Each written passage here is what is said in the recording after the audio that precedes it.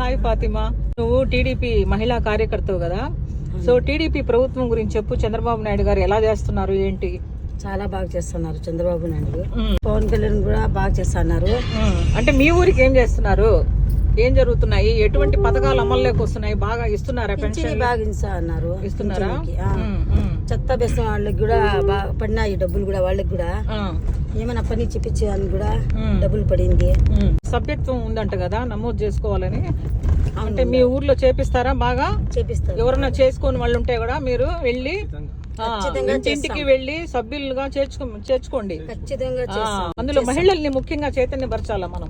వాళ్ళకు చెప్పాలా, మీరు గాన సభ్యులుగా చేరితే మీకు బీమా కూడా ఉంటుంది, ఇన్సూరెన్స్ అనేది వస్తుంది. 2 లక్షల నుంచి 5 లక్షలకు పెంచినారు ఆ ఇన్సూరెన్స్ ను కూడా. సో ఇవన్నీ మీరు చెప్పాలా, కార్యకర్తలుగా మీరు వాళ్ళకి చెప్పాలా. సభ్యురాలుగా చేర్చుకుంటే మనం మన తెలుగుదేశం పార్టీ ఇంకా బలంగా అవుతుంది అన్నమాట. అది సరేనా?